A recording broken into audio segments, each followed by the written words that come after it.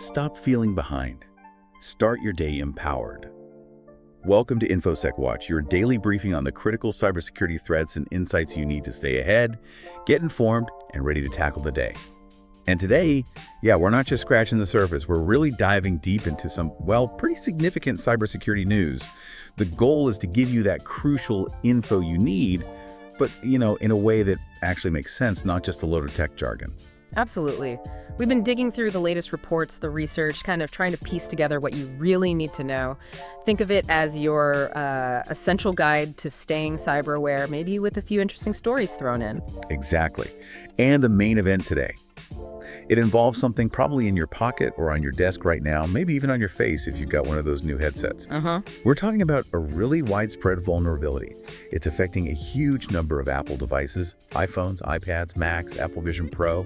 But, and this is the kicker, it doesn't stop there. No, it definitely doesn't. It stretches out to loads of third-party gear that uses Apple's AirPlay. Speakers, smart TVs, even some car entertainment systems. Right. The name they've given this whole situation is AirBorne. And let's just say it sounds a bit more alarming than relaxing. Yeah, AirBorne is the collective name for, I think it's 23 distinct security flaws found by Allegro Security.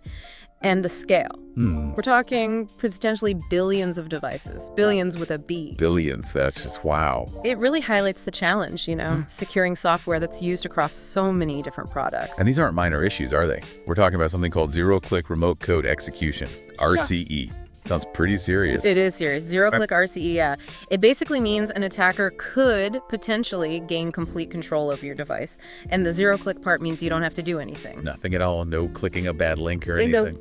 Just being on the same network in some scenarios could be enough for them to get in. It's quite worrying when you think about all the connected devices we have. Definitely spooky. Now, Apple has released patches, right? I saw something about March 31st updates. They did, thankfully. So for iPhones and iPads, that's iOS and iPadOS 18.4. For Macs, it's macOS Ventura 13.7.5, Sonoma 14.7.5, and Sequoia 15.4. And also visionOS 2.4 for the Vision Pro. Okay, so updating Apple stuff is step one. Absolutely crucial. But that brings us back to the other problem. The third-party devices. The ones using the AirPlay SDK, the software development kit. Right. The speakers, the TV. Exactly. Those manufacturers might not push out updates as quickly as Apple if, they push them out at all. That leaves a potential window open for attackers. It's a real ecosystem problem. So Apple locks their door, but lots of other doors might still be unlocked, basically. That's a good way to put it. And there's more. Two specific vulnerabilities, CVE 2025-24252 and CVE 2025-24132. Those are the official tracking numbers. Right. Those two are potentially wormable. Wormable, like computer worms. Yeah. That sounds bad. It is. In cybersecurity, wormable means malware exploiting these flaws could potentially spread automatically from one vulnerable device to another across the network, like a contagion. Okay, so it could jump from my smart speaker to my TV, potentially. Potentially, yes. And that could lead to widespread spying, maybe even ransomware locking up your devices. It shows how quickly things can escalate on a compromised network. Grim stuff. So how does an attacker typically get started with this? Do they need to be parked outside my house hacking my Wi-Fi? Usually, yes. The attacker needs to be on the same local network, your home Wi-Fi, for instance, to hit those speakers or TVs directly. Okay. But that wormable potential, it means an initial compromise could then spread further within that network or potentially even beyond in more complex scenarios. So securing your Wi-Fi is key. Makes sense. What about CarPlay? Is my car vulnerable while I'm driving? CarPlay is interesting. The risk might depend on your specific setup. Does your wireless CarPlay system ask you to confirm pairing a new phone? I think so, yeah. Usually pops up a code or something. Okay, that confirmation step adds a layer of protection. But the underlying AirPlay tech could still have issues, especially maybe with systems that auto-connect, or perhaps if someone was on the same network as your car when it's parked, like a public charging station Wi-Fi or something. It's a possibility. Something to think about. Okay, can we get slightly technical for a moment? How do these flaws actually work? What's going wrong inside the software? Sure. A lot of it boils down to how AirPlay handles data in a format called PLIST. It's sort of a structured data format Apple uses. AirPlay mixes web traffic, HTTP, and streaming traffic, RTSP, often using this PLIST format over network port 7000. So it's like a special language for devices to talk AirPlay. Pretty much. And if the software isn't careful about checking the structure or type of data it receives in these PLIST messages, problems can happen. Like what kind of problems? Well, Allego pointed out one specific flaw, CVE 2025-24129. They called it a confusion vulnerability. Basically, the software gets confused about the type of data it's receiving. It might expect, say, a list of items, but gets something else entirely. And that causes it to crash. Exactly. It can cause the AirPlay service on the device to crash, and that crash isn't just annoying. Right, it could create an opening. Precisely. An attacker could potentially trigger a crash and then, in the ensuing confusion, maybe intercept communications. Allego even showed a scenario where they could crash a TV's AirPlay, then pretend to be the TV on the network to capture a meeting being streamed to it. Wow. That's Yeah. clever. Yeah. And scary. Yeah. Like digital eavesdropping. Did Allego actually manage the full RCE thing? Taking control? They did. They demonstrated zero-click RCE on macOS that was CVE 2025-24252 under certain network conditions. So it's not just theoretical, it's a proven risk. Okay. So summing up AirBorne for everyone listening. Yeah. What are the absolute must-do actions right now? Update everything. That's the main message from Allego, and experts like Karolis Abasauskas from NordPass are echoing it. Update your iPhones, iPads, Macs, Vision Pros, and check for updates for any third-party speakers, TVs, receivers, anything that uses AirPlay. And like you said, those third-party updates might be slower. Exactly. Karolis specifically highlighted that delay. Those devices could stay vulnerable for longer. It's also maybe something to consider when you buy new connected gear. How good is the manufacturer at providing updates? Good point. Yeah. My smart speaker definitely hasn't updated in ages. I need to check that. What else? Beyond updates, well, if you don't use AirPlay regularly on a device, consider turning it off. Reduce the attack surface, Makes sense. and limit AirPlay access on your network if you can configure that. Also, basic network hygiene. Use a strong, unique password for your Wi-Fi. Don't use the default one. Right. Keep your router's firmware updated too. A password manager helps with those strong passwords. And maybe be cautious using AirPlay on public Wi-Fi.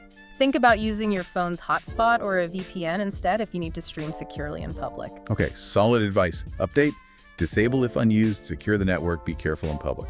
Got it. Let's shift focus a bit. There's other stuff happening too, right? Something about WordPress plugins again. Ah, yes, the never-ending story of WordPress security.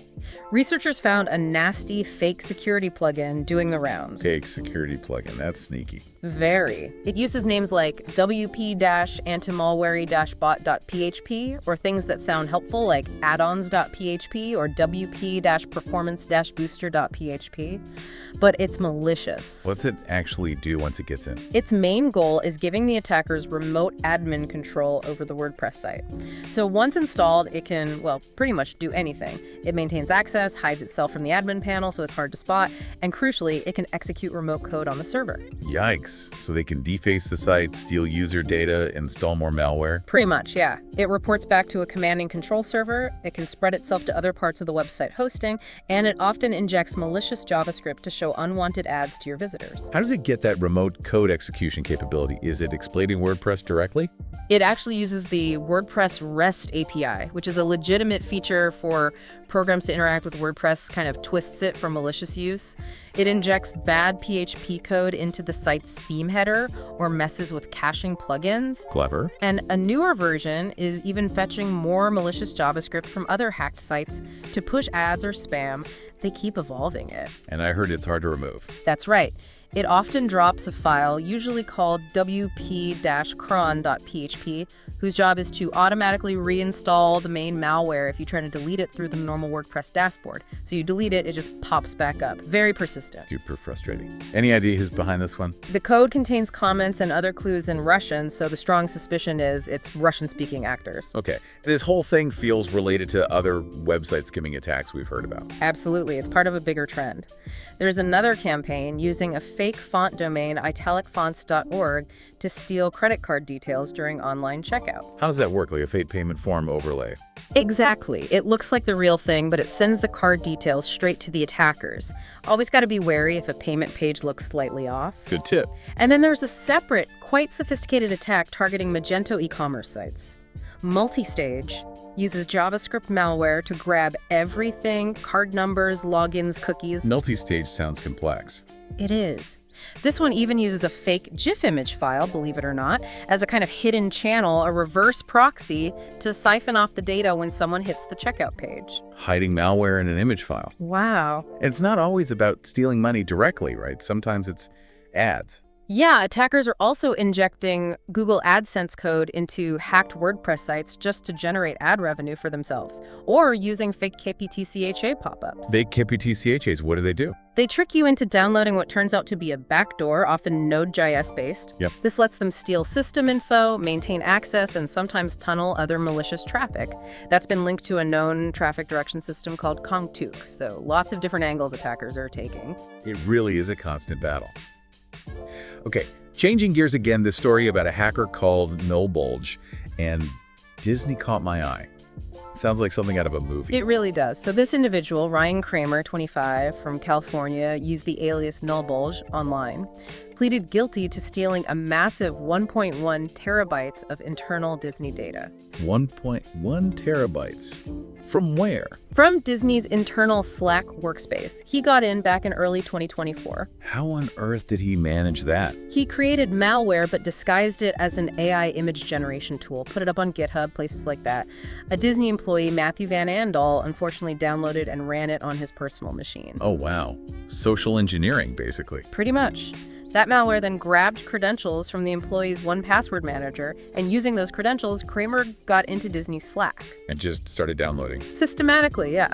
Over time, he pulled down that 1.1 terabytes from something like 10,000 different Slack channels. 10,000 channels. What kind of data was it? Just chat logs? Oh no, much more sensitive than that. Details on unreleased projects, raw images, source code, some logins, links to internal company systems and APIs. Really sensitive internal stuff. Okay, that's a major breach. Did he just leak it? Not immediately. First, he actually contacted the employee he'd hacked. He pretended to be a Russian hacktivist group, also calling themselves NoBulge, trying to cover his tracks, I guess. That's bold. Yeah. He threatened to leak the employee's personal info and the Disney data unless the employee, well, basically paid up or cooperated. Extortion. Did the employee go for it? Doesn't seem like it. Because shortly after, Kramer, as NoBulge, announced the breach on Breach Forums, the hacking site. He leaked the employee's personal details and confirmed the theft of the 1.1 terabytes of Disney data. So he stole the data and tried extortion and then leaked it anyway. Seems that way. Now he's pleaded guilty to 2 federal charges: unauthorized computer access to obtain information, and threatening to damage a protected computer. With a potential sentence for that. Each charge carries up to 5 years in prison. And the FBI is apparently looking into at least 2 other people who downloaded his malware too. So, serious consequences. You'd hope so. Okay, another big headline. TikTok getting hit with a huge fine in Europe, GDPR related. That's right. Ireland's Data Protection Commission, the DPC, fined TikTok $530 million a year. It's about transferring European users' data to China. €500 million. Why? What did they do wrong, according to the DPC? The DPC found TikTok violated GDPR rules. Specifically, they said TikTok transferred personal data of users in the European Economic Area, the EEA, to China, without ensuring that data had equivalent privacy protection over there as it does in the EU. So the concern is weaker privacy standards in China. Essentially, yes. And also, the DPC raised concerns about potential access to that data by Chinese authorities under their national security laws. Plus, they found TikTok wasn't fully transparent about these transfers and apparently gave some misleading info during the investigation. Misleading info, too. Ouch. So what does TikTok have to do now besides pay the fine? They've been ordered to stop transferring European user data to China within 6 months and bring all their data processing for European users into compliance with GDPR in that same time frame. It's a significant operational change they'll need to make. How's TikTok responding? Are they just accepting it? They've said they disagree with the decision. They point to their Project Clover initiative, which they say is designed to safeguard European data. They also noted the DPC acknowledged TikTok hasn't actually handed over EU user data to Chinese authorities. But this isn't their first GDPR fine, so the scrutiny continues. Yeah, it sounds like these big tech companies and international data flows are going to be under the microscope for a while. Okay, one last quick note, something about critical infrastructure in the Middle East. Yeah, just a brief mention based on a Fortinet write-up shared on Reddit. It reported an intrusion targeting critical national infrastructure, CNI, in the Middle East. Any details on who or what? No, the source didn't really elaborate on specifics who the attacker was or exactly what infrastructure was hit, but it's still significant. Definitely. Any attack on CNI is worrying. Absolutely. It just serves as another reminder of the serious threats facing essential services, power grids, water supplies, things like that. Protecting CNI is, well, critical. For sure. Wow, okay. That was a lot to cover. From billions of vulnerable Apple and third-party devices with AirBorne to sneaky WordPress plugins, major data theft at Disney, and huge regulatory fines, it really shows the range of threats out there. It really does. The landscape is just constantly changing, isn't it? You've got these widespread vulnerabilities, targeted website attacks, insider threats, or mistakes leading to breaches, nation-state level concerns. It demands constant vigilance. So for you listening, the key things to take away today really are: update your devices, especially anything using AirPlay. Seriously, check those third-party gadgets too. Definitely. Secure your home network, strong Wi-Fi password, update your router, be super careful with website plugins, especially WordPress, and just generally be aware of data privacy risks and how your information is handled online. Right.